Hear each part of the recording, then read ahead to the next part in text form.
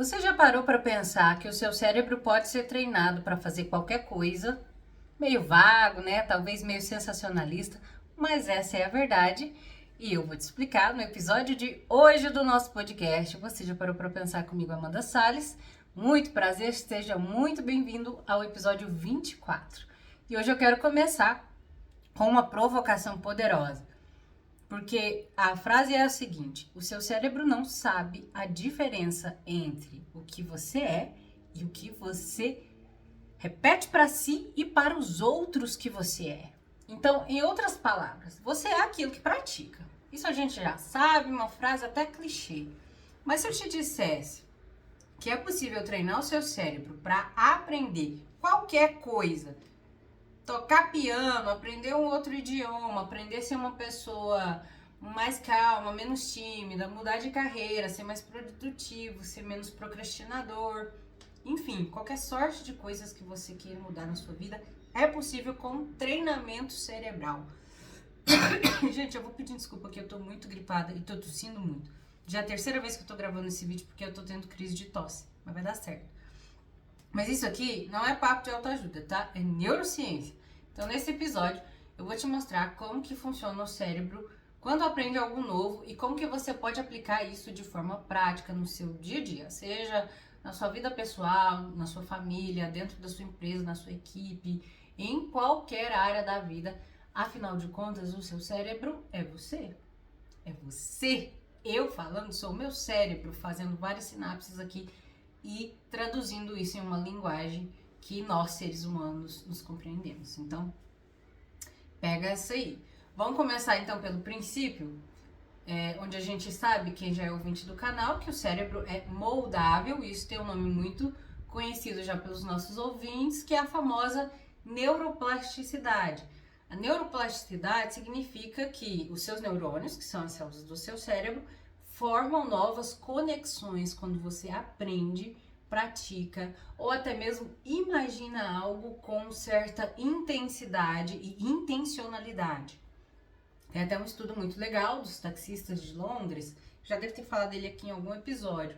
Esse estudo mostrou que após anos dirigindo pelas ruas da cidade, que é inclusive um caos, mas sem a ajuda de aplicativos ou mapas, esses taxistas tiveram uma região do cérebro deles chamada hipocampo, que é responsável pelos mapas mentais, memória espacial, memória declarativa. O estudo mostrou que essa região era significativamente maior.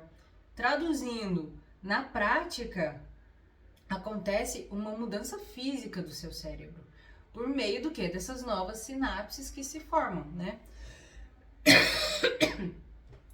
E essa mudança, ela depende de três coisas. Eu não vou ficar pedindo desculpa pela tosse, tá? Porque senão vai ficar chato e repetitivo. Vou só tossir, pronto. Voltando aqui, né? Essa mudança depende de três coisas que deve acontecer para que ela seja efetiva. Essa é a base do treinamento cerebral. Essa mudança precisa de repetição, atenção e emoção, que é a mais negligenciada das três. Quando você repete algo com intenção emocional, o cérebro entende que aquilo é importante e começa a automatizar essa tarefa para que ela seja feita, para que ela seja evocada com a maior facilidade possível. Isso, como eu disse, é a base do treinamento cerebral. E eu quero deixar uma reflexão para vocês, inclusive, sobre o que você está pensando sobre si, sobre o mundo. O que você tem repetido todos os dias? Só reclamação? Só autossabotagem? Fuga de desconforto, grosserias com outras pessoas, falta de empatia, porque isso tudo, gente, é aprendido e isso tudo vira hábito. São circuitos neuronais que estão sendo repetidos e logo fortalecidos todos os dias, porque você reforça para o seu cérebro e ele entende que pela repetição e emoção que está sendo evocada, isso é útil ou importante para a sua vida. E esse caminho tá levando muitas pessoas, né, a serem seres humanos completamente disfuncionais, ansiosos, estressados e procrastinadores, estagnados. E eu sei que é pesado às vezes ouvir isso, mas se te incomodou é porque você precisa mudar essas sinapses padronizadas para ontem. A boa notícia é que tem como e você vai aprender nesse episódio comigo, você já tá aprendendo. Falando mais das emoções, elas são muito ignoradas ou elas geralmente são mal interpretadas, né? Porque quando se fala de inteligência emocional, as pessoas tendem a depletar as emoções, sendo que tem que ser o contrário, elas têm que ser interpretadas. Porque o cérebro, ele não vai aprender só com a lógica, ele aprende com o significado emocional que deu para aquilo. Por isso que ignorar ela é burrice.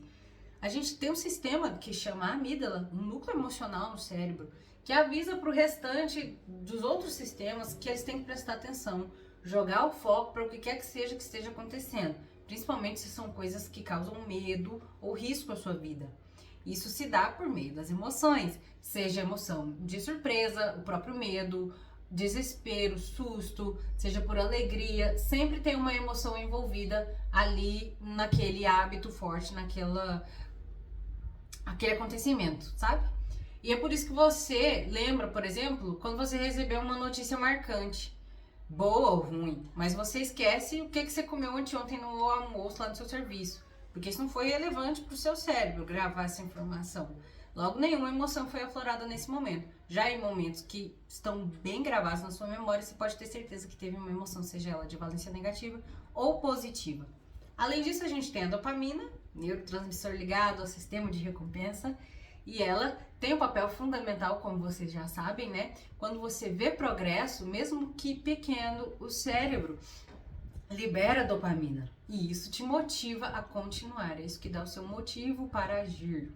Agora, se você é do tipo de pessoa que se habituou, por exemplo, a diminuir as suas conquistas e os seus avanços, você está bloqueando ou dificultando bastante o papel do sistema de recompensa em te motivar a continuar. Você é uma pessoa como eu, dando sempre os meus exemplos aqui, sempre colocando a minha cabeça para prêmio, eu tenho essa mania, que nada mais, nada menos é do que um hábito muito forte, né? Muito feio, inclusive. Eu tenho essa mania de diminuir as minhas conquistas em tudo. Todo dia é uma luta comigo mesmo para reconhecer os meus próprios feitos. Enquanto eu não identifiquei esses padrões e tenho essa luta diária comigo, eu não saí do lugar. Então, gente, ação gera motivação, isso vira um looping de se autoalimentando, né? Você não precisa esperar se sentir motivado para agir, você age primeiro, depois o seu cérebro entende que vale a pena continuar. Como?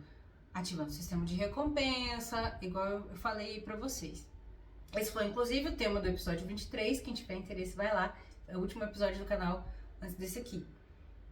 Porque agora a gente vai aprofundar em uma outra situação que é muito interessante da gente saber, que é o neuroaprisionamento. São redes neurais criadas pelas crenças limitantes, que são muito faladas pelo pessoal da psicologia, né? São coisas que você ouviu, viveu ou repetiu tanto que viraram verdades internas. Exemplo disso, sou péssima em matemática. Sou muito bagunceira desde criança. Não consigo aprender uma língua nova. Eu nunca vou ter disciplina. Eu nunca vou ser uma boa mãe. Eu nunca vou ser um bom pai. Eu nunca vou ser um bom funcionário. Isso são só circuitos repetidos. Mas como qualquer circuito, eles podem ser reprogramados. E essa é a boa notícia. Você pode começar a criar novos padrões mentais e eu vou te ensinar como com alguns passos simples. Primeiro, você tem que estar aberto para reconhecer o padrão. Anota todo tipo de frase dessas que eu falei, que você repete sobre si, e faz uma análise delas. Isso é o caminho do autoconhecimento mesmo. Se você não se conhece, você não consegue mudar os seus padrões. Depois disso, você vai desafiar esse pensamento com uma ação. Você vai procurar evidências concretas de que você realmente é, o que você ainda é, aquilo que você fica repetindo, porque pode ser coisa que aconteceu na sua infância, adolescência, e você já nem é mais assim, só que você repete porque esse circuito está formado e consolidado. E aí, em cima disso, você vai formular uma nova resposta para isso, repetindo essa nova resposta até ela virar automática no lugar da outra. Não estou dizendo que é fácil, não estou dizendo que é rápido, só estou dizendo que é possível. O seu cérebro, ele se adapta a tudo que é repetido com emoção. Provavelmente, né? Muitas dessas frases que você repete sobre si a vida inteira, elas são duras, são maléficas e elas vêm carregadas das emoções de valência negativa, tristeza, ódio, raiva, repulsa, rancor. E isso tá te travando. em tudo na sua vida. Te deixa uma pessoa estagnada que não consegue sair do lugar, não consegue fazer aquilo que se propõe, e aí você se acha um fracassado, uma pessoa que não consegue agir com a vida. Mas isso aqui é para abrir a sua mente mesmo, para você entender que é possível. E eu vou te trazer agora um passo a passo bem prático, assim, ó, papum, com base na neurociência, claro, para você treinar o seu cérebro para qualquer coisa. O centro desse episódio é isso aqui. Primeiro passo, clareza. Tem que ser claro, escolha algo específico. Exemplo, quero acordar cedo.